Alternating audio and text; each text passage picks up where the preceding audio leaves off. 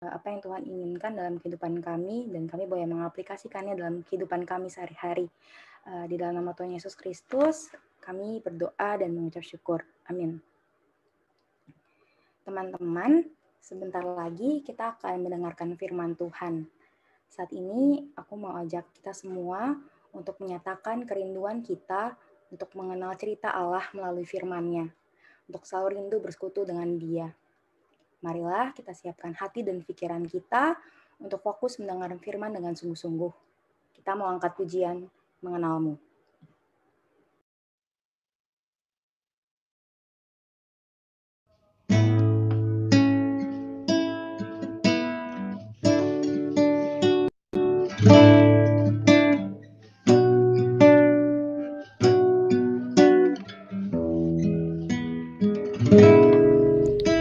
Bila ku buka mataku dan lihat wajahmu, ku terkagum. Bila ku lihat hidupku dan karya tanganmu, ku tersanjung karena semua yang baik dalam hidupku itulah karyamu. Kau beri kesempatan yang baru dan ku ingin mengenalmu, Tuhan, lebih dalam dari semua yang ku kenal. Tiada kasih yang melebihimu. Ku ada untuk menjadi penyembahmu.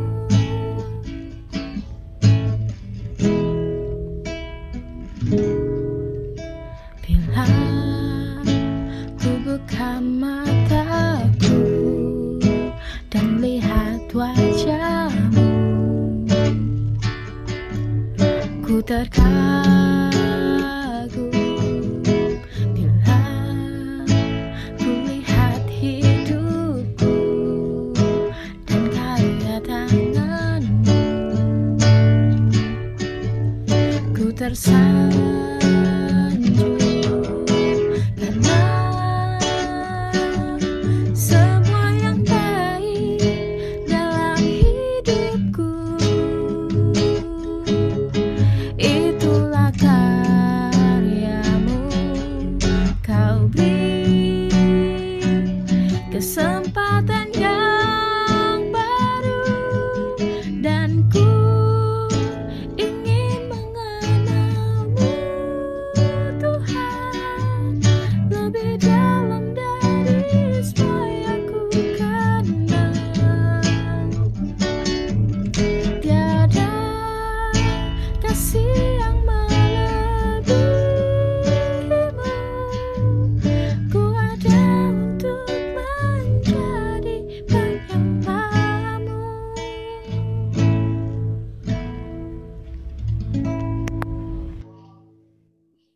Pada Bang Alex, dipersilahkan. Mari kita berdoa sebelum kita membaca merenungkan akan firman Tuhan. Bapa Surgawi, kami bersyukur kembali Tuhan beri kesempatan bagi kami bersekutu memuji memuliakan nama-Mu di dalam PMKJ Topikal pada sore hari ini. Kalau sebentar kami sama-sama akan menerima baik itu wawasan, kebenaran firman, biarlah sungguh ya Tuhan bukakan hati kami, agar kami bukan hanya jadi pendengar yang setia dari firman-Mu, tapi biarlah kami boleh menjadi pelaku-pelaku firman-Mu di dalam hidup kami, di dalam masa muda kami. Bersabdalah ya Tuhan, kami sedia mendengarnya, dalam satu nama yang kudus, nama yang berkuasa, nama Tuhan kami Yesus Kristus. Kami menyerahkan pembahasan pada sore hari ini. Amin.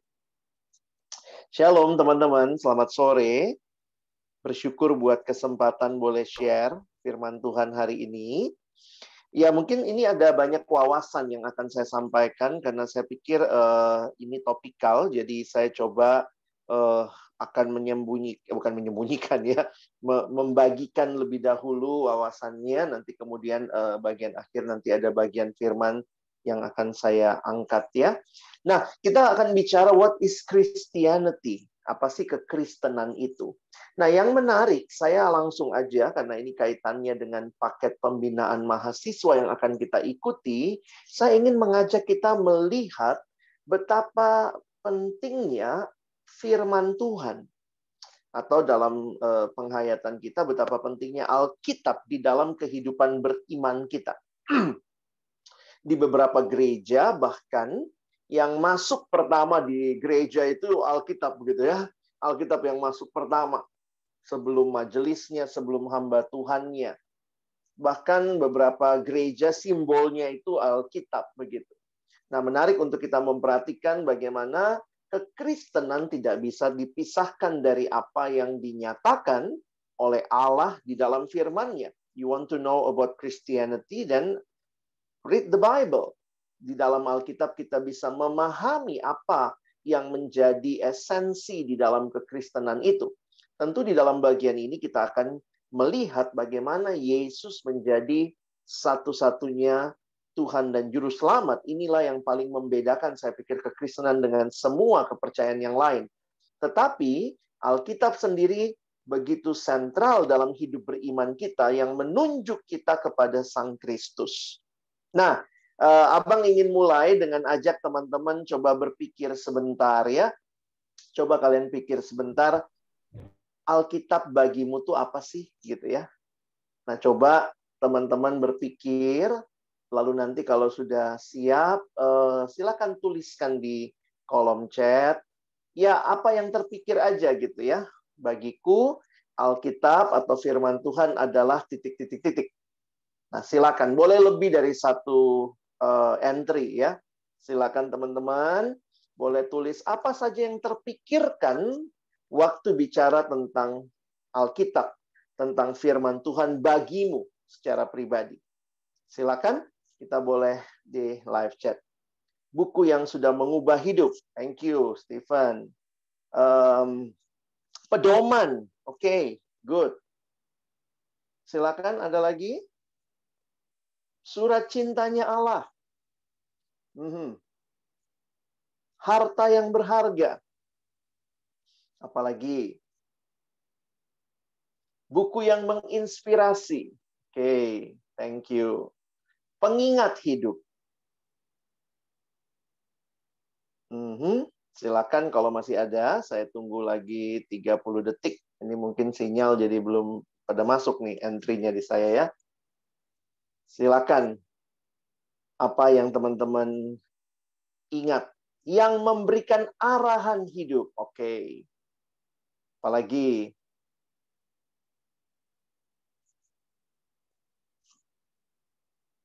Nah, baik. Terima kasih ya Bu yang sudah memberikan masukan maupun yang mungkin masih ngetik nanti akan keluar juga gitu ya. Baik. Nah, teman-teman yang dikasihi Tuhan, muncul pertanyaan sebenarnya secara sederhana begini ya. Kalau kita bicara Alkitab dengan semua yang kalian sampaikan tadi, kalau begitu Alkitab ini tentang siapa? Tentang siapa? Tentang manusia atau tentang Allah? Ya. Nah, kita akan melihat atau kita akan coba melihat bagaimana mengerti dan memahami firman Tuhan dalam hidup kita, bagaimana bisa memahaminya dengan lebih utuh.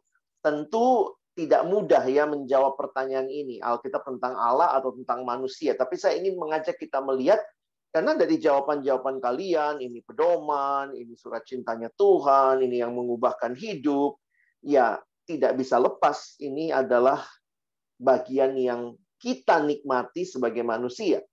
Tapi di sisi lain juga, ya teman-teman yang bilang ini surat cintanya Allah, begitu ya, kita sedang akan melihat bagaimana kaitan antara keduanya. Di dalam kekristenan, posisi Alkitab saya katakan tadi sangat sentral. Kalau ditanya, dari mana tahu Yesus mati bagi kita? The Bible tells me so. Dari mana tahu Tuhan mengasihimu? Ya dari Alkitab. Bagaimana tahu bahwa Yesus pasti akan datang kedua kali? Ya dari Alkitab begitu. Sehingga setiap kali berbicara kekristenan tidak akan lepas dari Alkitab. Begitu kamu copot Alkitabnya dibuang, maka nggak ada kekristenan. Karena kekristenan yang kita miliki adalah kekristenan yang bersumber dari apa yang Allah nyatakan di dalam firman-Nya, di dalam Alkitab. Nah, menarik untuk memperhatikan bagaimana sepanjang sejarah. Nah, ini sebenarnya survei sejarah ya, yang saya ingin ajak kita lihat bagaimana survei sejarah tentang penggunaan Alkitab. Tentang bagaimana umat Allah berinteraksi dengan Alkitab dan bagaimana Alkitab pun menyatakan dirinya. Kenapa teman-teman? Tetap harus kita ingat, Alkitab adalah firman Allah. Kalau Allah yang hidup itu adalah Allah yang menyatakan diri di dalam firman-Nya, Allah yang menyatakan diri lewat firman-Nya, maka ketika kita membaca firman itu terjadi interaksi di situ. Ya.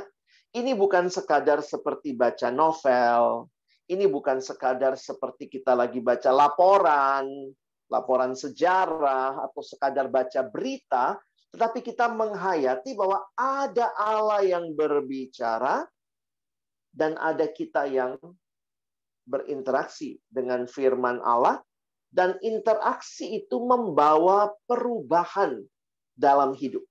Karena itu sekali lagi kalau kita tadi bicara Alkitab itu buat kita apa, Abang hanya ingin menunjukkan kepada teman-teman bahwa begitu banyak spektrum yang kita bicara dari ini adalah firman Allah, sampai ini adalah sesuatu yang mengubah hidup kita. Dan ini kedua-duanya tidak salah. Nah, karena itu saya bersyukur dengan berbagai pendekatan, dan saya memilih pendekatan sore hari ini yang diambil dari buku yang ditulis oleh Michael Horton. Michael Horton menulis sebuah buku dengan judul Core Christianity. Ini salah satu buku yang lebih belakangan terbit. Jadi ini bukunya Core Christianity. Sudah dalam bahasa Indonesia. Kalau kalian tertarik, silakan cari. Semua ini ada di Tokopedia ya. Saya nggak jualan di sini, tapi maksudnya bisa dicari. Sekarang kan Tokopedia atau yang online shop yang lain juga ya. E-commerce, kalian bisa dapat buku-buku ini dengan mudah begitu ya. Kalau murah sih belum tentu ya, tergantung harganya. Nah, ini menarik pendekatan Michael Horton dalam buku ini. Dia mencoba memberikan penghayatan kepada 4 hal penting yang saya sekali lagi katakan ini tanda kutip merangkum apa yang sebenarnya menyatakan interaksi umat Allah dengan kitab suci. Ya, saya coba menghayati ini 4 hal yang merangkum sebenarnya bagaimana interaksi umat Allah dengan kitab suci yang menurut saya inilah yang seharusnya terjadi. Ya, dia membaginya, dia menggunakan pendekatan dengan istilah 4D. Ya, memang 4D dalam bahasa Inggris ya. 4D. D yang pertama adalah drama. Jadi Alkitab dilihat sebagai kisah drama. Drama ada sebuah cerita besar. Lalu kemudian yang kedua, dia juga melihat bagaimana di dalam Alkitab ada doktrin. Bagaimana ini adalah juga buku yang menyatakan ajaran, pedoman tadi ya. Tetapi di dalamnya juga kita melihat interaksi dengan kitab suci membawa orang kepada memuji Allah. Tuhan, terima kasih hidupku berubah. Tuhan, terima kasih Engkau sungguh nyata dalam hidupku. Ada doksologi, pujian kepada Allah. Tapi kemudian juga kita melihat bahwa di dalam Alkitab, interaksi dengan Alkitab membawa orang juga makin menikmati, sadar tentang hidup pemuridan, discipleship. Di mana dalam discipleship ini juga arahnya bukan hanya ke dalam diri, tetapi juga kepada sesama. Nah, jadi menarik sekali bagaimana Bapak Michael Horton ini mencoba membahas hal ini untuk memberikan kerangka berpikir bahwa jangan cuma bahas doktrin demi doktrin. Seolah-olah kalau kita bahas doktrin, kita lupa ada doksologi. Kalau kita pun sudah bicara doktrin, kita lupa bahwa dari mana sumbernya. Nah, dia mau memberitahu ada drama gitu ya. Nah, kalaupun sudah menghidupi doktrinnya tahu, dramanya tahu, kita pun sudah memuji Allah, tapi jangan berhenti sampai di situ. Ayo hidupi dan bagikan itu. Nah, itu discipleship. Jadi makanya bagi saya menarik ya. Pendekatan yang digambarkan Michael Horton ini yang saya pikir jadi kebutuhan kita sekarang. Kita tidak bahas doktrin demi doktrin, dan kita kemudian waktu bicara doktrin, kita tidak membuang kisah besar yang sebenarnya merangkum semua kisah dunia ini. Kita tidak sekadar bicara doktrin supaya pengetahuan kita nambah, kita bisa debat kalau ada yang argumentasi, tetapi bagaimana hidup pribadi kita waktu berjumpa dengan Tuhan yang hidup, naiklah doksologi. Pujian kepada Allah. Dan akhirnya juga muncul dalam hidup yang memuridkan, jadi murid dan memuridkan. Jadi saya sangat senang waktu buku ini terbit dalam bahasa Inggris pertama ya, Abang pelajari dalam bahasa Inggris, lalu kemudian sudah diterjemahkan ke bahasa Indonesia. Di KTB kami, saya dan Bang Ray, di KTB staff kami pernah bahas juga buku ini untuk melihat kerangka berpikir yang saya pikir ini penting untuk kita membahas kalau sekarang bicara doktrin. Kenapa? Karena doktrin seringkali hanya dibahas sebagai doktrin, terpisah dari drama, terpisah dari doksologi, bahkan terpisah dari discipleship. Kita mau bahas doktrin untuk apa? Sekedar untuk debat, untuk tahu, untuk kelihatan lebih pintar dari orang lain. Saya pikir we miss the point of knowing God through the scripture. Makanya survei sejarah ini mengajak kita melihat bagaimana menempatkan kitab suci yang adalah kisahnya Allah, tetapi di dalamnya tentang kita juga yang Allah libatkan dan tentang dunia ini di mana Allah utus kita untuk hadir dan memuridkan. Nah, jadi sekali lagi saya rekomendasi sekali buku ini. Kalau kalian tertarik bisa coba cari. Dan nanti bisa pelajari pendekatannya. Nah, pendekatan ini yang akan kami gunakan di dalam pelayanan PMKJ. Ya, pelayanan PMKJ ke depan akan menggunakan pendekatan ini untuk membahas doktrin. Nanti kita masuk ke paket pembinaan mahasiswa, kita akan belajar banyak doktrin-doktrin, tetapi mari kita tidak lupa kerangka ini. Drama, doktrin, doksologi, dan discipleship. Ya, nah Abang coba masuk satu-satu, tapi kalian tangkap dulu ide besarnya. Nanti kalau agak nggak ngerti Bang, nanti kalian bisa bertanya nanti ya. Nah, saya mau aja kita lihat dulu drama. Apa sih maksudnya dengan drama? Ya, ketika kita bicara drama, maka definisi yang sederhana atau penjelasan sederhana, tapi sebenarnya ini kalimat-kalimatnya sangat padat ya. Ini kalimat buku ya. Nah, kalian bisa lihat itu.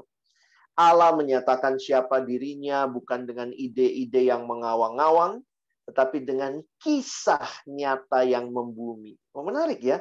Alkitab kita itu isinya tentang ceritanya Allah. Allah yang mulai mencipta bumi ini, gitu ya. Kalau kita lihat di dalam Kejadian, begitu. Dan Allah atau Alkitab menyatakan drama yang terbentang mulai dari penciptaan, kejatuhan, lalu kemudian dibawa keluar dari perbudakan dosa, ditebus, lalu terus berlanjut sampai ciptaan baru, dengan intinya atau pusatnya ada pada Kristus dan bagaimana segala sesuatu yang dirancang Allah mengarah kepada penebusan di dalam Kristus. Nah, coba Abang ajak kita melihat sebentar ya, bahwa sadar atau tidak, sebenarnya setiap orang di dalam dunia ini, setiap orang dalam dunia ini sedang menghidupi sebuah cerita. Kamu sadar atau tidak, you are living a story. Kita sedang menghidupi sebuah cerita. Bahkan, apa yang menjadi makna dalam semua aktivitas kehidupan, pilihan-pilihan kehidupan, sebenarnya itu terkait sekali dengan cerita apa yang sedang kita jalani. Contoh, kalau ceritamu adalah tentang uang, maka ditanya, ngapain kuliah sekarang? Supaya nanti bisa lulus, bisa dapat kerja, lalu punya banyak uang. Jadi kuliahmu pun kamu lihat dalam cerita besar, saya lagi berjuang supaya bisa jadi orang kaya. Oh, ada orang yang cuma cita-citanya segitu. Ada yang bisa melihat lebih jauh lagi gitu ya. Ini bukan sekadar jadi kaya. Saya mau hidup bermakna bagi orang lain. Nah, bisa lihat begitu ya. Jadi sebenarnya kita ini sedang menghidupi sebuah cerita. Jangan-jangan kamu kuliah kenapa? Saya ingin membanggakan mamaku, bapakku, keluarga kami di kampung belum ada yang pernah jadi sarjana. Sayalah yang pertama. Mungkin begitu ya. Jadi sebenarnya sadar atau tidak, kita sedang menghidupi sebuah cerita. Dan ingat, cerita itu memberi makna kepada seluruh hidup kita. Makanya Bapak Timothy Keller mengatakan kalimat ini. Orang tidak bisa membuat apapun menjadi sesuatu yang masuk akal atau meaningful, punya arti, tanpa menempatkannya di dalam semacam alur cerita. Pasti hidupmu kau tempatkan di dalam semacam alur cerita, dan melalui cerita itulah kamu melihat. Cerita itu seperti jadi kacamata engkau melihat seluruh hidupmu. Nah, dari mana cerita ini? Nah, cerita ini sih bisa dari mana? Dari orang tua kita. Nggak ada ya mama-mama, bapak-bapak yang lesin anaknya matre. Tapi jangan-jangan cerita-cerita yang mereka sampaikan tanpa sadar bikin kamu matre. Misalnya datang arisan, lalu mama bilang gini, lihat itu anak tulangmu, itu namanya berhasil, lihat mobilnya. Oh, masuk itu di pikiranmu. Bikin mama bangga, lihat mobilnya. Oh, harus punya materi, harus punya mobil. Jadi kadang-kadang cerita itu tanpa sadar kita hidupi, kita bagikan, kita boleh jadikan sebuah cerita yang membentuk hidup kita. Apalagi kalau kamu menjadikan orang tuamu tujuanmu, maka kamu akan membanggakan orang tuamu dengan apa? Wah, saya mau punya mobil kayak anaknya si tulang. Misalnya begitu. Itu namanya sukses, kata Bapak. Lihat, baru pulang S2 dari luar negeri. Kau S2 dari mana? Dari kampung gitu ya. Enggak. S2-nya harus dari luar negeri. Lebih bahagia lagi kalau dari luar bumi. Wih, lebih hebat. Jadi ada cerita yang tanpa sadar kita saling berbagi dari keluarga, dari budaya. Apa sih artinya sukses? Buat orang Batak, apa artinya sukses? Buat orang Jawa, apa artinya sukses? Buat orang Ambon, orang Manado, orang Chinese, apa artinya sukses? Ada cerita dari culture kita, ada cerita dari pendidikan kita, latar belakang kita. Masa anak SMA negeri nggak masuk kuliah di PTN negeri? Itu kan cerita yang kita sedang bawa. Sehingga kayaknya nista banget gitu kalau nggak lolos di perguruan tinggi negeri. Padahal kita anak negeri katanya. SMA-nya dari negeri. Jadi itu kan cerita yang kita bawa. Dan cerita itu mempengaruhi kita. Nah, di dalam dunia sebenarnya kalau mau bicara cerita yang paling utama itu cuma dua. Apakah kamu percaya ada Allah atau kamu tidak percaya ada Allah? Jadi sebenarnya ada dua cerita utama yang biasa juga kita sebut sebenarnya dengan bahasa lain. Kita biasa sebut dengan world view. Ada world view yang teistik, percaya ada Allah. Ada world view yang ateistik. Jadi sebenarnya itu cuma dua world view utama. Percaya ada Allah dan tidak percaya ada Allah. Nah, contoh ini kalau kalian lihat dalam bagan ini. Nah, ini Abang dapat juga dalam satu artikel gitu ya. Dia bilang, coba kita ikuti tuh. Kamu bisa cek tuh apa world view-mu. Cara pandangmu melihat dunia. Contoh, kalau kamu bilang ada Tuhan, kamu jawab God exists, yes. Maka kalau kamu bilang God exists, yes, makanya pertanyaan lebih lanjut. More than one God exists. Kalau kamu bilang, oh lebih dari satu Allah. Nah, langsung kamu politeis. Berarti caramu melihat dunia ya politeis. Ada juga yang bilang, God exists. Nah, sekarang ada tambahan, I don't care. Ya udah apateis ya. Jadi mau ada Tuhan, syukur, nggak ada juga nggak ada hubungannya dengan hidupku. Tapi sebenarnya orang-orang seperti ini juga pada prinsipnya menurut saya juga non-teistik lah ya. Kalau langsung bilang tidak ada Tuhan, langsung kita sebut ateis, kira-kira seperti itu. Nah bayangkan, itu mempengaruhi kehidupan. Nah pertanyaannya adalah, kalau begitu banyak kisah dalam dunia ini, kisah mana yang benar? Karena kita adalah orang-orang yang meyakini kita itu dicipta oleh Allah, maka saya pikir kita pun harus kembali kepada Alkitab sebagai kisah utama yang Allah sudah nyatakan yang harusnya membentuk hidup kita. Kisah kita bukan dari bintang. Kadang-kadang kalau horoskop itu ya, lucu juga percaya sama bintang. Kalau bintang ini bergerak begini, berpengaruh dalam hidupku. Ya, goblok-goblok juga ya. Percayanya sama bintang, bukan sama penciptanya bintang. Makanya kalau kita percaya bahwa life is a story, if life is a story, there must be a storyteller. Dan karena itu kita belajar melihat Alkitab bicara Allah lah, sang penulis cerita itu. Kita harus bisa melihat segala sesuatu dari perspektifnya Allah. Makanya beberapa buku yang kami terjemahkan, salah satunya adalah buku ini ya, Gambar Besar dari Allah. Nah, mungkin kalian sudah sering dengar juga. Sebenarnya apa sih ceritanya Allah? Kalau Alkitab itu diperes begitu rupa, memang sih di dalamnya ada kisah Yusuf, ada kisahnya Daud, ada kisahnya Abraham. Tetapi kalau kita lihat, ini bukan sekadar kisah Yusuf, bukan sekadar kisah Daud, bukan sekadar kisah Abraham, bukan sekadar kisah Paulus, tetapi ini adalah kisah besarnya Allah yang waktu kita peres, kita bisa lihat ada sebuah cerita besar yang sedang membentuk atau ada di dalam Alkitab kita. Paling tidak, nah beberapa teolog banyak yang pakai pendekatan ini, ada yang mengatakan Alkitab itu sebuah drama, sebuah cerita 4 babak. Sering dengar ini kan? Creation, fall, redemption, consummation. Atau ada yang pakai istilah glorification. Nah, pendekatan ini juga banyak yang pakai, karena memang melihat bahwa Alkitab ini sedang bicara tentang Allah menciptakan. Allah mendirikan kerajaannya, lalu terjadi pemberontakan dalam kerajaan itu, lalu kemudian terjadi penyelamatan dimulai dengan sang raja memilih Israel, lalu kemudian rajanya datang sendiri, tapi kemudian rajanya kembali ke surga kan? Yesus naik ke surga, lalu kita diminta memperluas kerajaan itu, dan dia berjanji akan datang kali yang kedua. Jadi kalau kita sadari, ternyata ini ceritanya Tuhan. Di dalam misi umat Allah, ini buku yang diterjemahkan juga oleh Perkantas, pendekatan ini lebih lanjut dikembangkan oleh Bapak Christopher Wright. Ya, Bapak Christopher Wright kemudian melihat lebih detail lagi. Sebenarnya dia karena ahli perjanjian lama, dia coba lihat ya, bagaimana proses penebusan itu bukan baru di perjanjian baru. Penebusan bukan terjadi waktu Yesus datang. Sebelum itu bahkan Allah sudah bekerja di dalam kehidupan bangsa Israel. Makanya dia coba baginya seperti ini ya. Agak panjang di penebusannya. Di penebusan itu dia bagi ya, mulai dari Abraham dipanggil, lalu Exodus keluar gitu ya, lalu kemudian Israel di padang gurun dan seterusnya.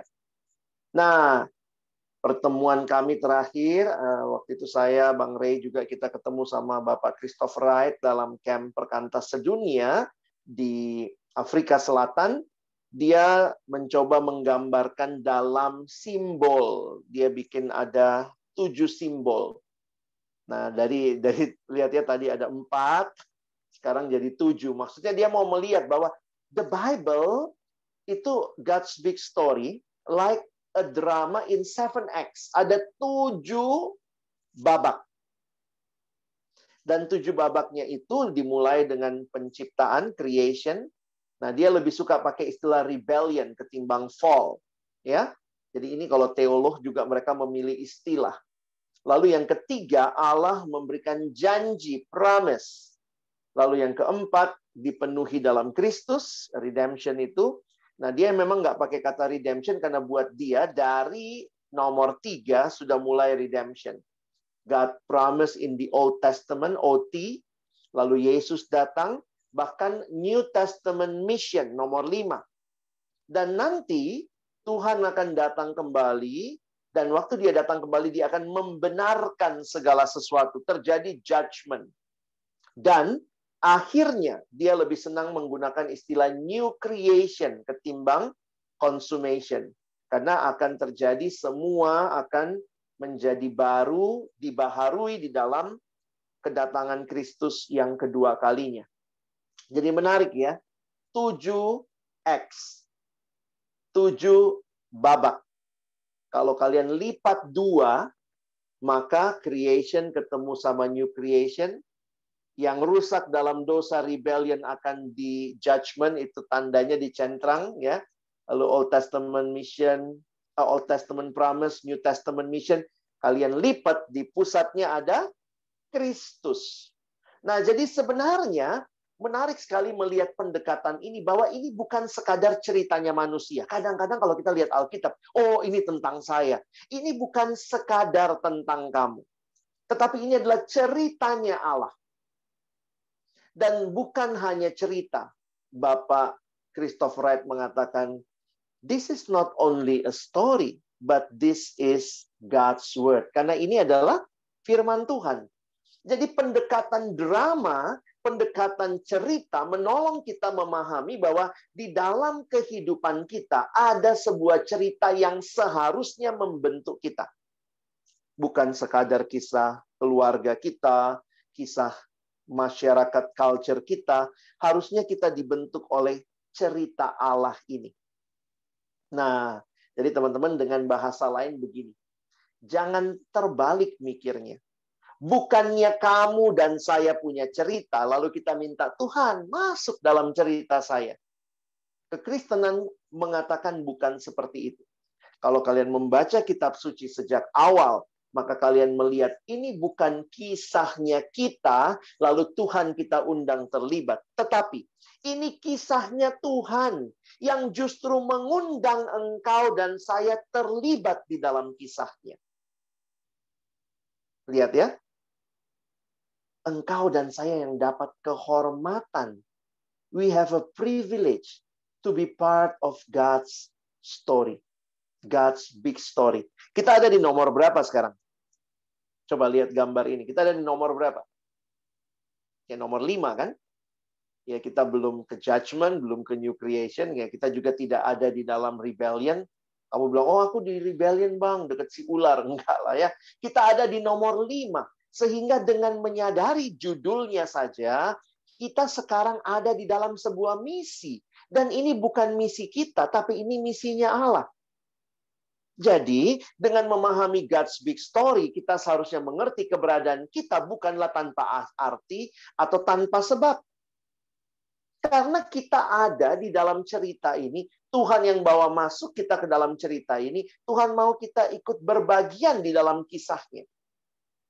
God's big story menempatkan kita sebagai partisipan dalam cerita Allah. Apa yang kita lakukan harus dilihat sebagai bagian dari keseluruhan kisah Allah di dalam dunia ini. We need to find our place in God's story.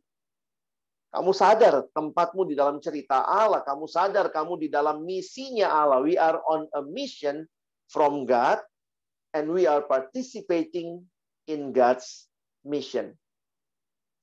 Teman-teman, saya lagi membayangkan ya. Tuhan punya cerita. Dia sutradaranya. Lalu dia panggil kita masuk dalam cerita itu. Jadi, kalau kita membayangkan Alkitab ini naskah dramanya.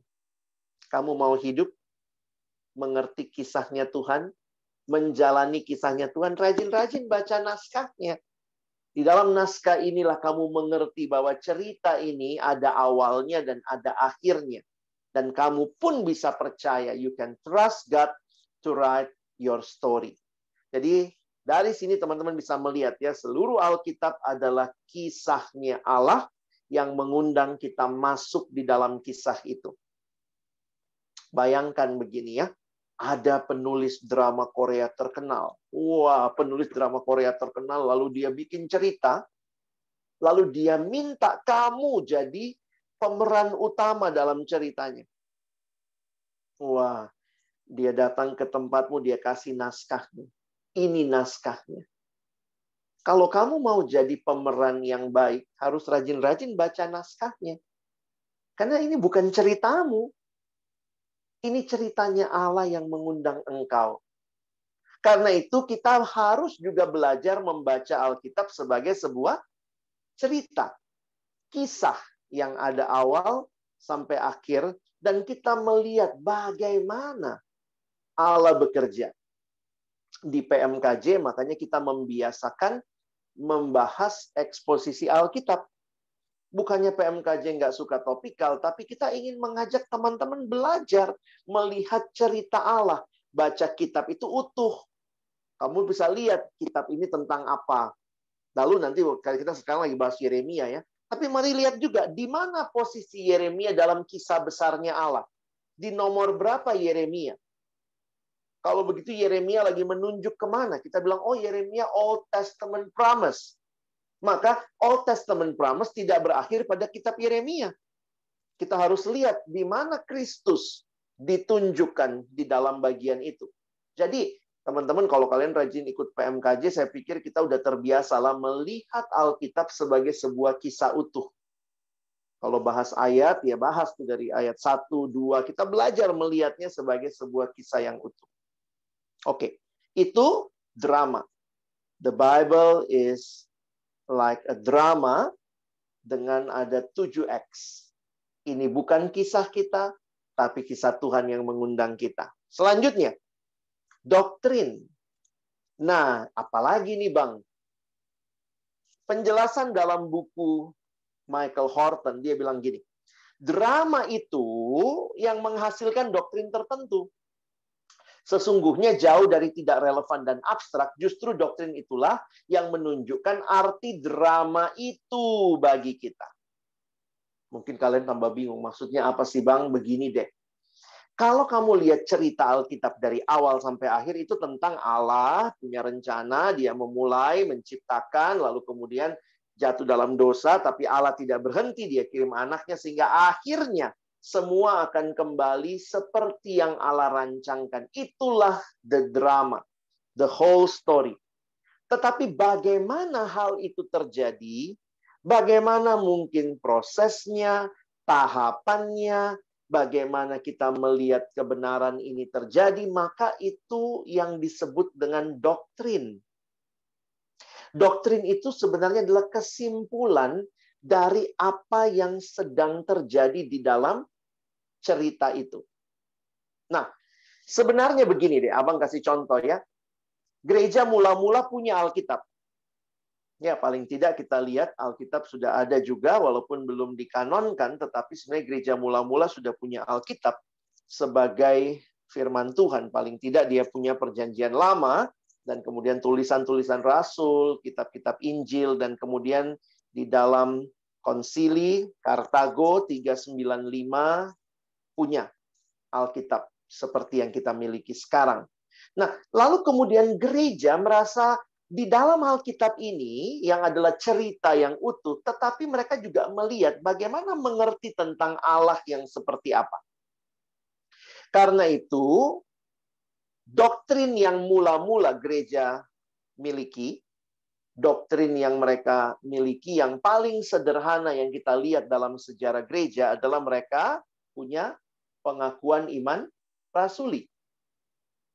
Jadi lihat ya, ada cerita Allah datang dari awal mencipta sampai nanti ada lagi dia akan membaharui segala sesuatu.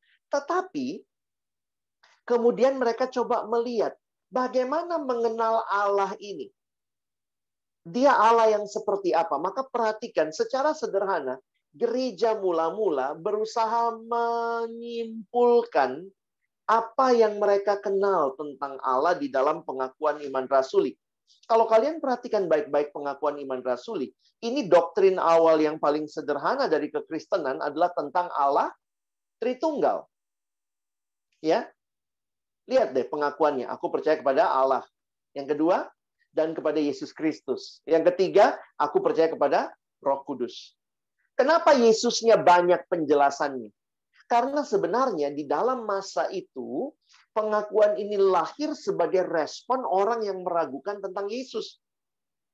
Jadi kemudian, gereja merasa perlu memberikan kesimpulan tentang pengajaran tentang Yesus. Makanya gereja membuat pengakuan iman rasuli, dan kira-kira ya di abad ini sekitar abad kelima ya, pengakuan iman rasuli yang kita miliki itu kira-kira dimiliki gereja kira-kira sekitar abad kelima sebenarnya. Jadi kalau ada yang bilang ini pengakuan iman yang dibuat para rasul, sebenarnya tidak tepat. Jadi pengakuan iman rasuli ini baru ada dengan formula seperti itu kira-kira abad kelima. Ada lagi yang bilang, oh lihat deh, pengakuan iman rasul itu kan 12 butir. Setiap rasul kasih satu. Petrus, aku percaya kepada Allah. Iya. Lalu kemudian nanti yang berikut, Bapa yang Maha Kuasa, Yohanes gitu ya. Nah, itu orang mengada-ngada gitu. Pengakuan iman rasuli katanya rasul-rasul yang buat. Ini adalah pengakuan iman yang didasarkan pengajaran rasuli, bukan dibuat oleh para rasul. Jangan salah ngerti ya. Kalau kamu belajar sejarah gereja, diketawain nanti. Ini bukan dibuat para rasul, lalu tiap orang sumbang satu. Berarti ada dong sumbangannya Yudas. Dan hidup yang kekal, yang terakhir. Enggak gitu ya. Nah, jadi ini yang gereja berusaha mencoba memahami tentang siapa sih Allah Tritunggal itu. Dan mereka memberikan, ya nanti kalau bahas Allah Tritunggal, kita bisa lihat ya gambarannya. Ya, mereka tidak sanggup menjelaskan, hanya ini yang mereka bisa sampaikan. Jadi, secara sederhana, doktrin itu adalah kesimpulan pengajaran berdasarkan kitab suci, yang adalah drama yang besar tadi. Makanya, ketika gereja berusaha menyimpulkan, seperti apa sih Yesus? Di perjanjian lama ada nggak mereka lihat? Mulai dari kitab Kejadian. Ada nggak Yesus di perjanjian lama ya? Oh, nggak ada di sini. Tapi ada konsep tentang Kristus.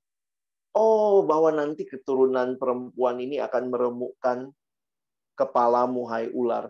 Nah, lalu lihat lagi kitab Kejadian, Keluaran, Imamat, terus sampai Wahyu, siapa Yesus, dan disimpulkan, itu namanya doktrin. Seluruh Alkitab, engkau harus lihat sebagai cerita, tetapi di dalam seluruh cerita itu, engkau bisa menyimpulkan beberapa bagian tentang, misalnya tentang Allah, tentang penebusan. Gimana penebusan ya? Ada nggak konsep penebusan di kitab Kejadian? Makanya doktrin itu selalu harus mensurvei seluruh bagian Alkitab. Makanya di dalam sejarah kita sampai hari ini pun memiliki doktrin-doktrin yang kokoh. Beberapa buku-buku doktrin yang baik, misalnya ini ya. Nah, ini buku terbarunya dari Wayne Grudem. Dia sudah terbitkan buku ini beberapa tahun yang lalu, dan ini versi yang paling update yang terbaru. Ini penting kalau kalian tertarik belajar doktrin, nah pelajari buku ini ya, Systematic. Nah, memang bukunya tebal banget ya, kayak bantal gitu ya. Wah bang, saya bukan mahasiswa teologi, ya gimana dong? Ada yang simple? Nggak ada. Jadi Wayne Grudem ini kan tulis buku setebal bantal ini. Lalu anaknya mungkin bilang, aduh papa, panjang banget sih. Anaknya berusaha menyimpulkan. Dan anaknya membuat buku yang lebih tipis. Judulnya Kebenaran yang Memerdekakan, yang sebelah kanan itu ya. Nah, si Wayne Grudem ini, anaknya bikin buku ini, menyimpulkan dari buku tebal bapaknya, dan dia coba simpulkan doktrin-doktrin dasar. Nah, buku yang lain yang bagus juga adalah buku Kebenaran-Kebenaran Dasar Iman Kristen yang diterbitkan oleh Saat dengan penulis Bapak R.C. Sproul ya. Nah, ini ya coba carilah ya kalau kalian tertarik ya. Ini saya masih punya sih ya. Kebenaran yang Memerdekakan, nggak terlalu tebel lah, tipis ya. Jadi dia membahas tuh tentang doktrin-doktrin dasar. Jadi teman-teman bisa lihat begini ya. Biasanya di dalam buku-buku teologi seperti ini, bagaimana mereka membahas doktrin? Biasanya ada 7 doktrin dasar sih yang dibahas ya. Selalu yang dibahas paling awal biasanya bibliologi, Alkitab. Lalu Allah, biasanya di dalamnya ada Tritunggal, ada Roh Kudus. Ada juga doktrin manusia dan dosa. Doktrin Kristus, Kristologi. Keselamatan, soteriologi, gereja, eklesiologi, dan akhir zaman eskatologi. Nah, lihat ya. Alkitab bisa dilihat sebagai sebuah cerita dari creation, fall, redemption, consummation. Tetapi, di dalamnya juga kita bisa menyimpulkan ajaran apa sih yang Alkitab sampaikan tentang Yesus. Apa sih kata Alkitab tentang keselamatan? Nah, ketika gereja menyimpulkan itu, itulah yang disebut sebagai doktrin. Oke? Jadi doktrin itu sumbernya dari mana? Dari drama itu. Dan drama itu semakin diperjelas dengan doktrin-doktrin ini. Oke, sampai sini bisa paham ya? Makanya bagi saya menarik nih, karena pendekatannya Bapak Michael Horton, dia tidak bilang kita hanya belajar dramanya. Enggak. Kita juga belajar doktrinnya. Makanya di PMKJ kita tidak hanya belajar dramanya. Kamu datang Bible study setiap minggu, kamu dapat dramanya. Kalian ngerti Alkitabnya dari awal sampai akhirnya seperti apa. Tetapi kamu juga belajar doktrin, ada PPM. Nah, itu yang kita lagi akan masuki nanti. Doktrin itu menolong kita memahami dari drama itu apa sih yang bisa kita pelajari tentang manusia. Nah, kita coba lihat manusia menurut perjanjian lama, menurut perjanjian baru, lalu kita coba simpulkan. Siapa Yesus? Yesus kita lihat di perjanjian lama, apakah ada janji tentang Yesus? Kita lihat di perjanjian baru. Nah, pembahasan seperti itu namanya doktrin. Oke? Tapi menariknya, kalau kita hanya berhenti di drama dan doktrin, ini kan benar ya, luar biasa. Tapi apa hubungannya sama hidup saya? Nah, bagi saya disinilah pentingnya Bapak Michael Horton bilang kita mesti sampai ke doksologi.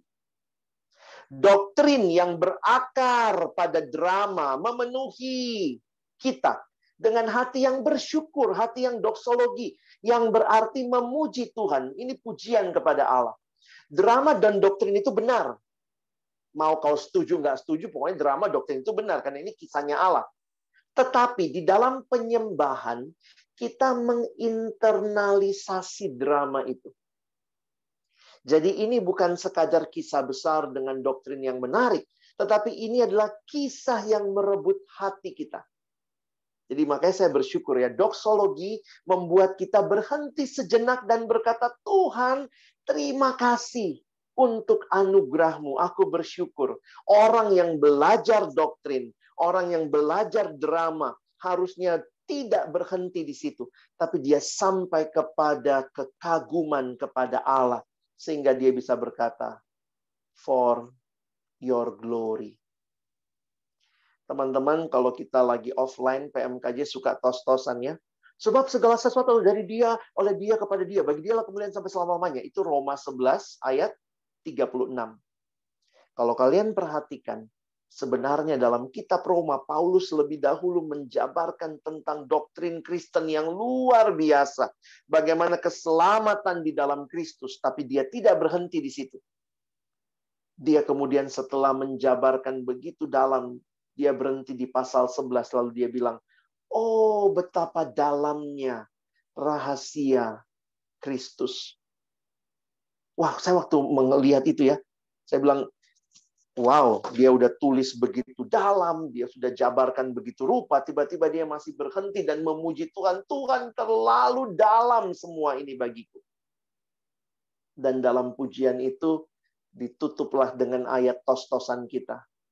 Paulus hanya bisa berkata, sebab segala sesuatulah dari dia, dan oleh dia, dan kepada dia, bagi dialah kemuliaan sampai selama-lamanya. Orang yang belajar doktrin tidak hanya punya pikiran yang tajam, yang kemudian jadi sombong, dia tahu soteriologi, dia tahu kristologi, tetapi itu hanya jadi pengetahuan. Ini harus jadi bagian hidup yang kemudian kita memuliakan Allah.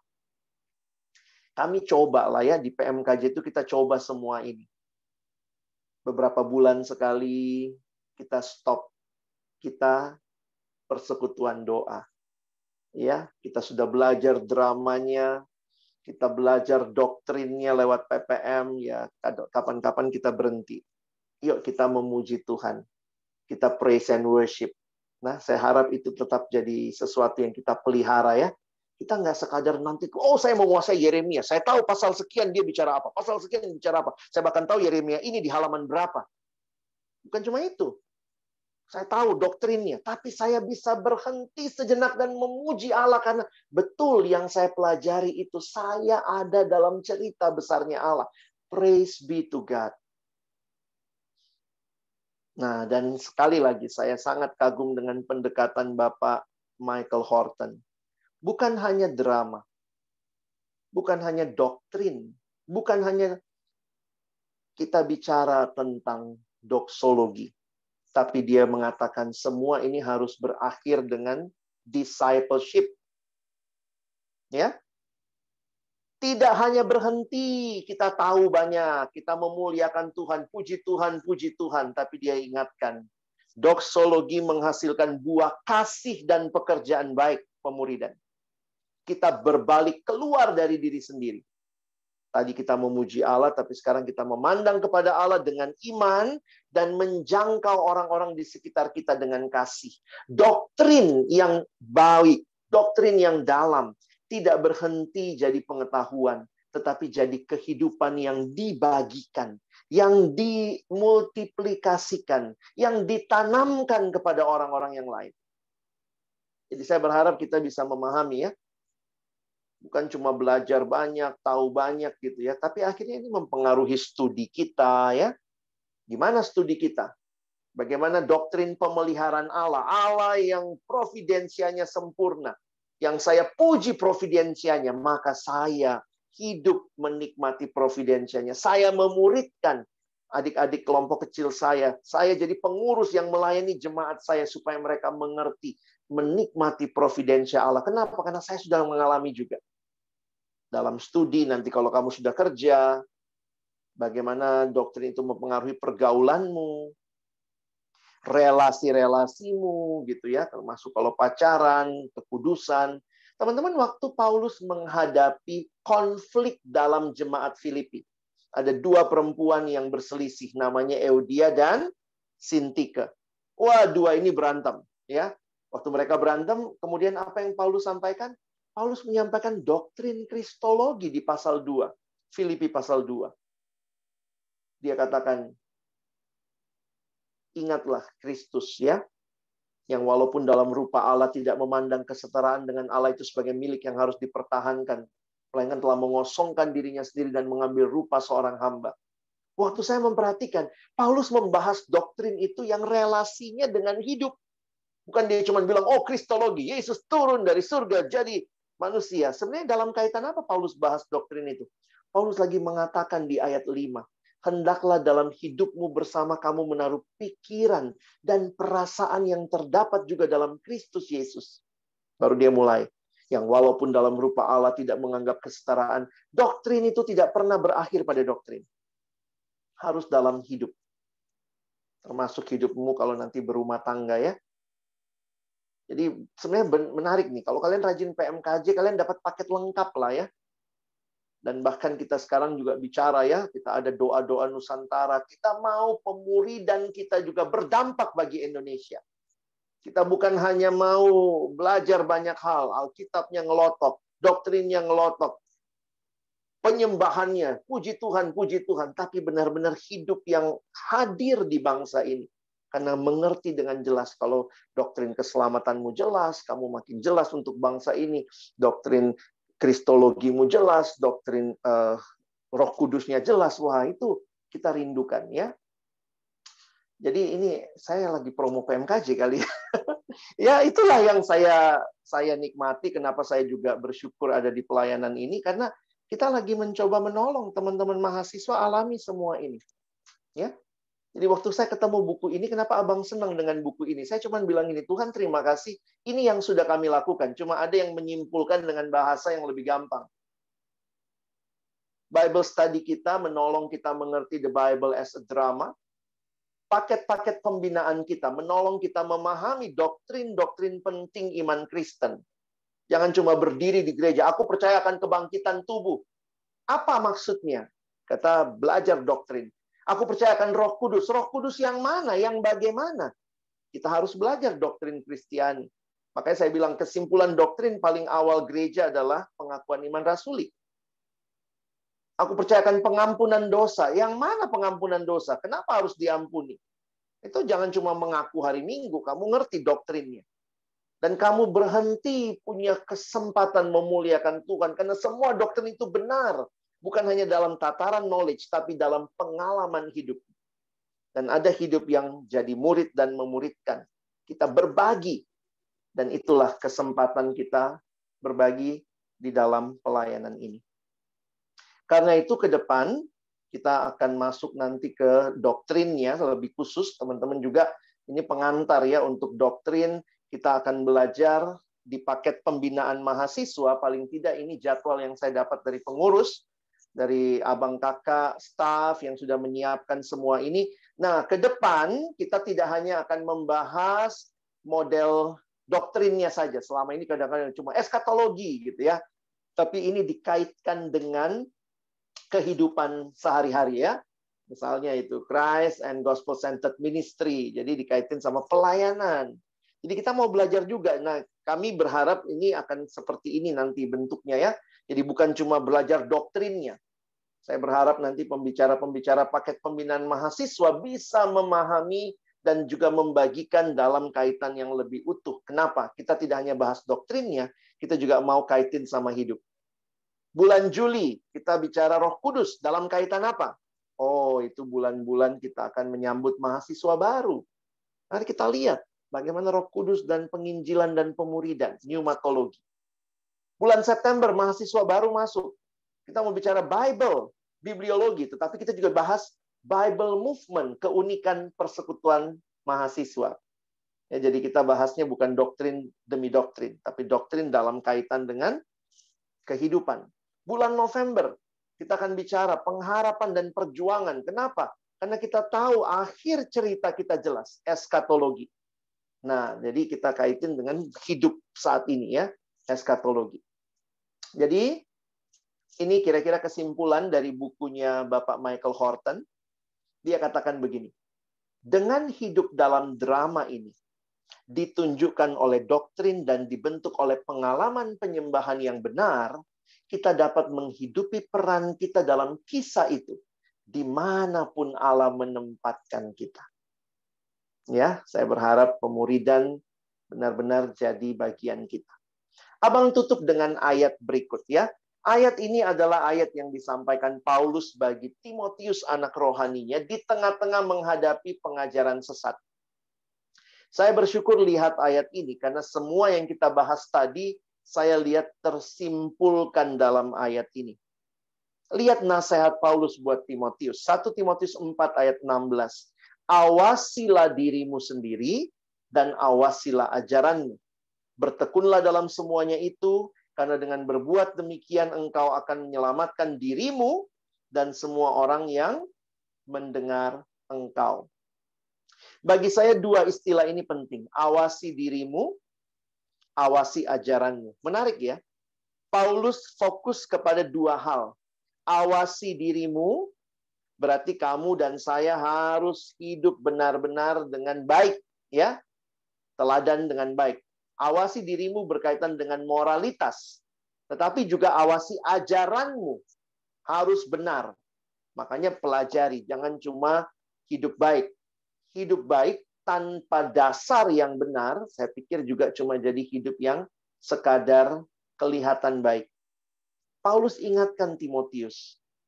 Ajaranmu baik. Ajaranmu benar. Dirimu harus baik. Saya pikir itulah kerinduan kita ya. Kita tidak hanya membentuk orang dengan ajaran yang benar, tapi juga akhirnya teladan hidupnya baik. Karena itu harus sampai ke doksologi, harus sampai ke discipleship. Dan lihat tujuannya apa. Demi apa pelayan Tuhan harus membangun hidup yang baik dan benar? Perhatikan ayat yang sama ya. Ayat yang kita baca tadi. Paulus bilang apa? Bertekunlah dalam semuanya itu, karena dengan berbuat demikian engkau akan menyelamatkan dirimu dan semua orang yang mendengar engkau. Teman-teman saya rindu, pengurus-pengurus kampus di Jakarta. Saya rindu, pemimpin-pemimpin kelompok kecil, pelayan-pelayan di PMK, hidup baik, hidup benar. Karena dengan demikian engkau menyelamatkan dirimu dan juga semua orang yang mendengar engkau. Kalau PMKJ ini adalah sesuatu yang Tuhan hadirkan bagi kita. Teman-teman tahu ini penting, di dalamnya kalian belajar tadi.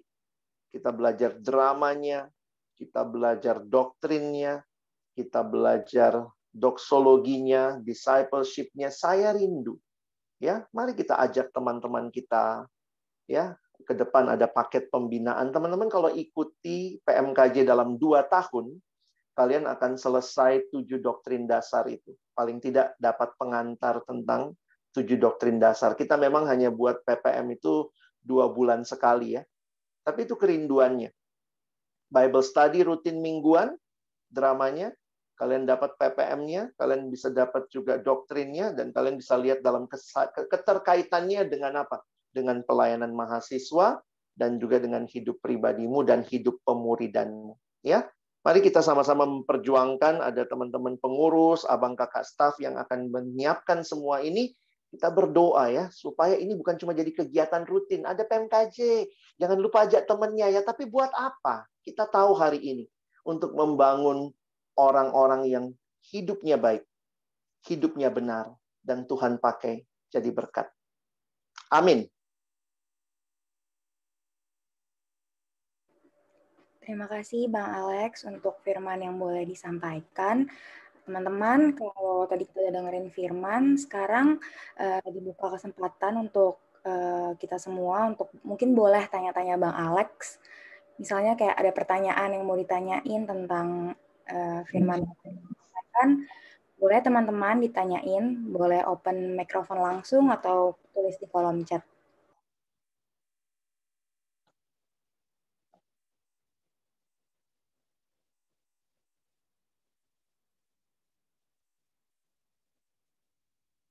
Ini ada pertanyaan Bang dari Gunawan. Sebenarnya apa penyebab dari pertikaian antar doktrin sekunder? Apakah karena kurang paham prinsip tadi? Hal yang sangat disayangkan itu menuduh gereja lain sesat, padahal secara doktrin primer seperti Tritunggal, Roh Kudus, dan lain-lain sama. Moral nggak main-main. Baik, thank you. Saya pikir di dalam gereja sejak awal ada standar. Makanya gereja mula-mula juga. Jadi gini ya, saya pikir gini, jangan merasa kalau kita bilang ini sesat atau apa. Kalau memang sesat ya bilang sesat. Nah sekarang pertanyaannya dari mana ukurannya? Nah mungkin abang kasih sedikit gambaran ya. Sebenarnya kalau kita bicara gereja dengan ajarannya ada dua hal utama. Saya kasih pemahamannya sebentar ya. Jadi kalau teman-teman pelajari tentang gereja, ada dua hal utama. Waktu kalian lihat gereja, ada dua bagian. Jadi ada gereja, ada yang benar, ada yang sesat. Yang sesat itu yang disebut bidat. Langsung kita bilang sesat, itu bukan masalah menjelekkan. Memang sesat. Kenapa? Karena yang sesat itu di dalam sejarah gereja, kita melihat pembandingnya apa? Ini, mereka tidak menerima pengakuan iman rasuli yang menjadi kesimpulan doktrin gereja. Makanya saya jujur aja, kalau ada pengajaran yang tidak jelas Allah Tritunggalnya, atau ternyata, oh Allah nggak Tritunggal, dia cuma satu kok. Padahal kita percaya satu Allah, tiga pribadi. Kita nggak percaya tiga Allah. Kekristenan bukan triteisme. Kita percaya one God, tapi tiga pribadi. Nah, dari mana itu? Itu dari yang tadi, pengakuan iman rasuli. Makanya sejak abad mula-mula, ketika abad kedua, langsung disebut ini bidat. Yang misalnya bilang bahwa Allah cuma satu. Oh, Yesus yang waktu dia datang ke dalam dunia, oh dia sebenarnya manusia biasa. Oh, waktu dia dibaptis, turunlah Roh Kudus masuk jadi Allah. Lalu kemudian menjelang mati, Roh Kudus pergi lagi dari dia. Makanya di kayu salib dia teriak-teriak, Allahku, Allahku, mengapa engkau meninggalkan aku. Itu bidat. Itu sudah diakui di abad pertama, itu bidat. Jadi kalau ada gereja sekarang bilang itu yang terjadi pada Yesus, ya kita langsung bisa bilang itu sesat. Itu bidat. Kenapa? Karena pengajaran atau mereka tidak menerima pengakuan iman rasuli. Nah, sementara ada gereja yang benar. Yang benar itu adalah yang percaya pada pengakuan iman rasuli yang memang diturunkan oleh rasul-rasul atau para rasul yang ada dalam komunitas rasuli yang percaya kepada kebenaran itu. Nah, dari gereja yang benar ini ada dua lagi nih. Satu sehat, satu kurang sehat. Nah, jadi mesti bedain ya. Kalau kamu bilang gereja itu sesat, ini jangan-jangan cuma kurang sehat. Apa maksudnya kurang sehat? Gereja-gereja yang memberi penekanan berlebihan pada doktrin tertentu.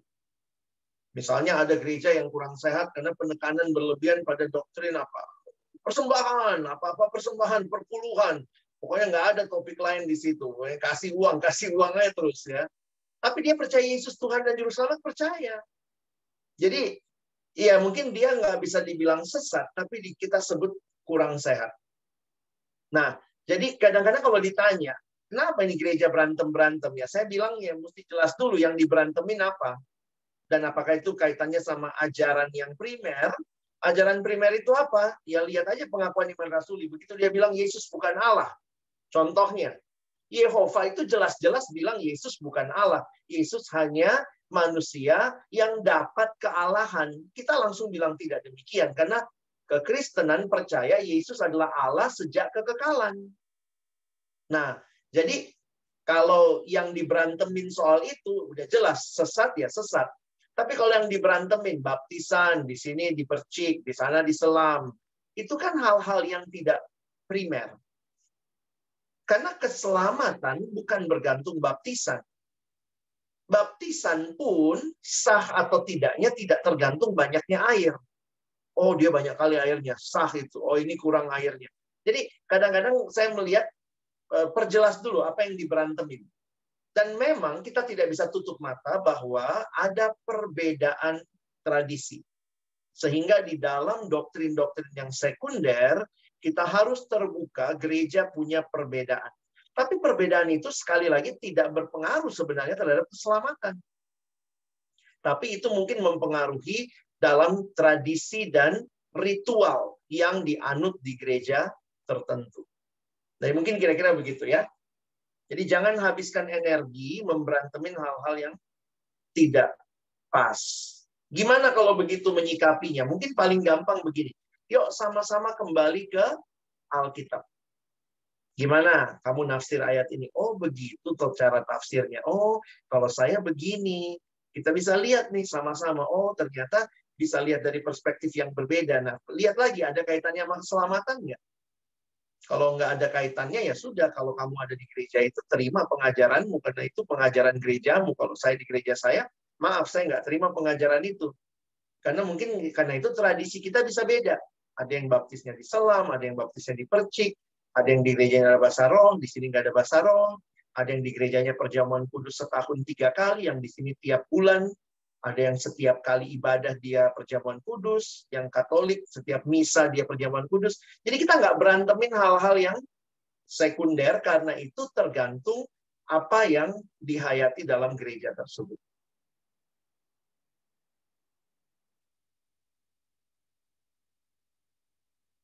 Ada pertanyaan lain? Bang, saya mau nanya. Silakan. Perkenalin, nama saya Lunggiato, saya dari Podomoro University. Iya.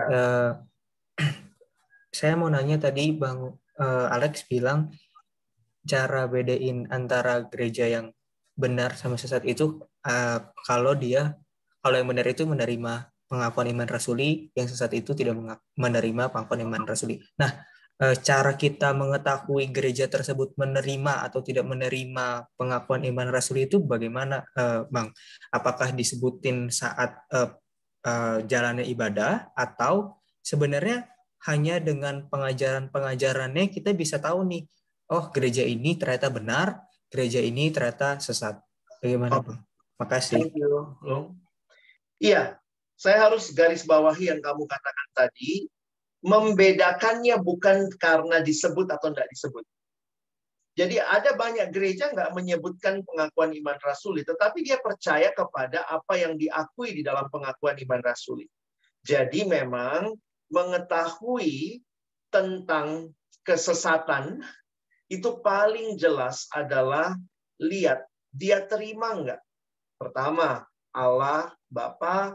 Yang kedua, Yesus adalah Allah. Yang ketiga, Roh Kudus adalah Allah.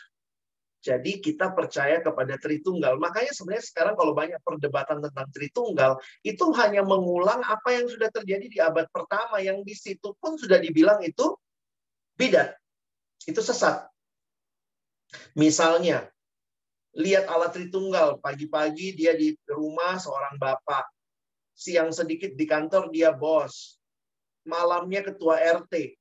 Jadi dia satu orang pakai 3 baju. Ada orang menjelaskan Tritunggal seperti itu di abad pertama sudah disebut bidat, karena itu disebut sebagai Sabellianisme.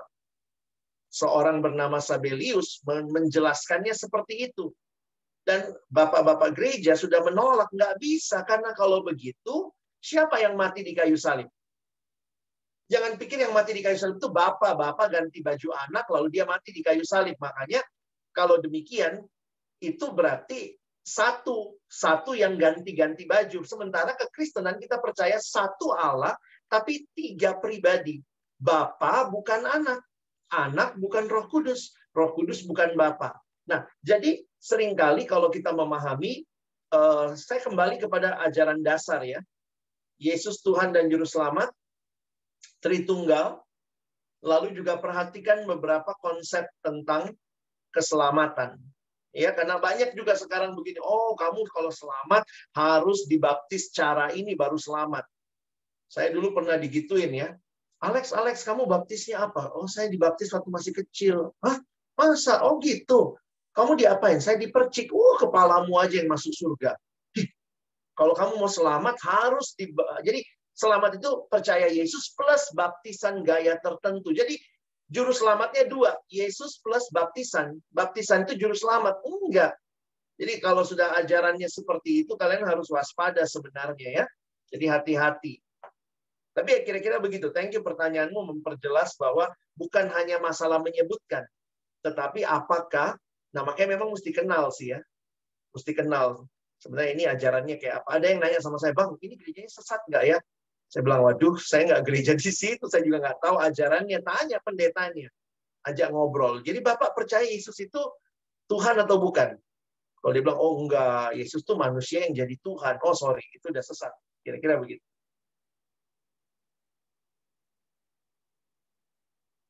Ada lagi? Teman-teman, oh ini ada lagi Bang. Kan aku lihat itu ada yang nyampurin dengan doktrin primer, misalnya bahasa roh atau mujizat kesembuhan dituduh dari Roh Kudus palsu. Gimana kita menyikapi orang-orang seperti itu? Karena berakibat penggalangan massa yang ngolok-ngolok gereja yang ada bahasa roh atau mujizat kesembuhan kalau kulihat. Sebenarnya Alkitab bicara jelas ya, ujilah segala sesuatu. Jadi kalau maaf ya, saya harus terbuka aja mengatakan, kalau gerejamu terbuka untuk diuji, maka diolok-olok orang atau tidak ya nggak usah terlalu ini ya. Karena saya juga ngalamin, gereja tuh suka gitu ya. Yang satu nuding yang satu, gerejamu kurang Roh Kudus. Yang satu bilang, daripada kau kebanyakan, gitu ya. Itu berantem cuma gara-gara hal-hal sepele seperti itu gitu ya. Nah, tapi memang seringkali jujur, kalau itu berantemnya doktrin-doktrin sekunder, saya kadang mikir, ya udahlah, kembalilah ke gerejamu. Kalau kamu mau model begitu, datang ke gerejamu, karena gerejamu menerapkan itu. Sementara kamu nggak bisa ngubah gereja orang. Hanya karena kamu bilang yang benar adalah yang gerejaku, maka gerejamu salah. Pertanyaannya ini yang kita bilang salah ini doktrin primer atau sekunder gitu. Nah, memang logikanya gini. Buat orang-orang tertentu, doktrin sekunder itu dianggap primer. Nah, itu mau bilang apa? Semua orang harus bahasa roh. Menurutnya kalau orang dipenuhi Roh Kudus, tandanya harus bisa berbahasa roh. Berarti semua orang yang sudah selamat harus berbahasa roh. Dia jadikan itu doktrin primer. Jadi bahasa roh jadi kewajiban. Makanya saya pikir ada gereja-gereja yang bilang, enggak begitu. Berarti pendetamu ngajarnya nggak benar. Tapi di sini dia bilang ini yang primer. Nah, bagi saya selama dia primerin ya oke lah, nggak mesti diikutin juga. Tetapi bagi saya yang sudah bahaya kalau dia katakan kalau dia nggak bahasa roh nggak selamat. Saya digituin dulu. Kamu nggak bisa bahasa roh, Lex? Nggak bisa. Nanti di surga kamu mau bahasa apa? Masa pakai bahasa Indonesia di surga? Ya pakai bahasa roh lah. Lalu kemudian saya disuruh les bahasa roh. Ikut les bahasa roh. Hah? Bahasa roh kok dilesin itu kan karunia dari Tuhan.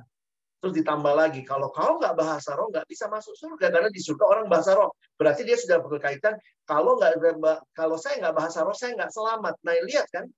Jadi doktrin yang mungkin dianggap primer, tapi diangkat lebih tinggi lagi, dijadiin sama dengan syarat keselamatan. Nah, itu yang bagi saya, ya kalau kalian ada di gereja seperti itu, yang saling menuding, ya belajarlah untuk lihat. Makanya bersyukur ya kita di PMK ya, kita nggak terlalu ribut hal-hal kayak gitu ya.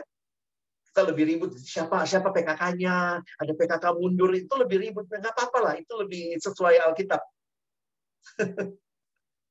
Tapi ya, please, kalau ada concern dengan pengajaran, bagi saya begini, yuk kembali ke Alkitab, kita uji sama-sama.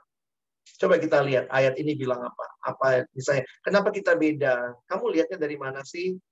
Nah, saya beberapa kali begitu, karena saya dapat anak kelompok kecil dari gereja yang beda dengan saya. Thank you, Daniel.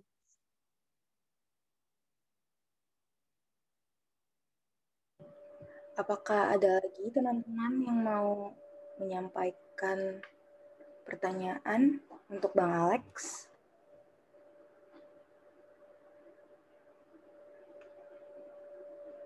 Oh, nyadain sharing, Bang. Kalau saya, tanda awal orang yang berbentuk kudus itu berbahasa roh, tapi bukan sebagai syarat keselamatan. Bahasa roh itu nggak bukan dibuat-buat. Just sharing. Yeah. Thank you buat sharingnya, Dan. Ada lagi teman-teman yang mau menyampaikan pertanyaan untuk Bang Alex? Oh, boleh di kolom chat atau langsung open mikrofonnya. Kayaknya udah nggak ada lagi ya teman-teman yang mau bertanya. Oke, terima kasih teman-teman yang udah menyampaikan pertanyaan. Terima kasih buat pertanyaan-pertanyaannya. Terima kasih juga Bang Alex yang udah menjawab. Nah, saat ini aku mau persilakan kepada pewarta untuk menyampaikan warta. Oke, teman-teman jangan lihat dulu ya. Kita habis ini mau tutup dengan satu lagu dan doa oleh Bang Alex. Tapi sebelumnya kita mau apresiasi pelayan hari ini. Pertama buat pembicara Bang Alex, terima kasih Bang untuk pelayanannya. Untuk Ripka dari Binus 2019 sebagai MC, untuk Yoha dari Trisakti 2017 sebagai pemusik, dan untuk Kevin dari Ukrida 2018 sebagai singer. Terima kasih buat pelayanannya, teman-teman. Silakan sampaikan ucapan terima kasihnya di kolom chat ya. Next. Ya, mengingatkan sebagai bentuk aplikasi dari pertemuan hari ini, teman-teman diundang kembali untuk hadir di dalam Bible Study Senin Selasa minggu depan. Kita akan melanjutkan pembahasan dari kitab Yeremia pasal 20-19 dengan tema penyertaan Allah untuk utusannya. Kita akan kembali melihat bagaimana Allah yang menyertai Yeremia sebagai utusannya di tengah-tengah pelayanannya di Yehuda. Dengan pembicara hari Senin ada Bang Abe dan hari Selasa ada Kak Vivi. Teman-teman silakan hadir dan ajak teman-teman yang lain. Boleh next? Ya, kembali mengingatkan juga kalau teman-teman butuh sumber-sumber materi pemuritan online, silakan kunjungi linktree/PMKJ. Dan kalau teman-teman mau lihat rekaman dari setiap PMKJ yang sudah berlalu, bisa buka di YouTube Perkantas Jakarta di playlist mahasiswa. Di situ semua sudah ada, termasuk yang hari ini juga akan nanti diupload. Bisa dibagikan juga ke teman-teman yang lain, gitu ya. Ada lagi? Oke, sudah tidak ada, persilakan kembali kepada Ripka. Melalui firman yang boleh kita dengarkan hari ini melalui Bang Alex, kita boleh diingatkan bahwa pengajaran-pengajaran yang kita terima, mungkin dari PMK atau dari gereja, itu sangat bermanfaat agar kita bisa lebih memahami tentang cerita besar Allah. Semoga firman hari ini bisa membuat kita menyadari bahwa doktrin-doktrin pengajaran-pengajaran yang kita dengar itu bukan cuma sekedar ilmu pengetahuan aja biar kita tahu, tapi adalah suatu hal yang harus ditindaklanjuti, harus kita pelajari agar kita bisa melakukan pekerjaan Allah, agar kita bisa melayaninya dan menjadi terang bagi sesama kita agar mereka tahu bahwa mereka perlu juga Tuhan dalam kehidupan mereka. Kita mau angkat pujian People Need the Lord.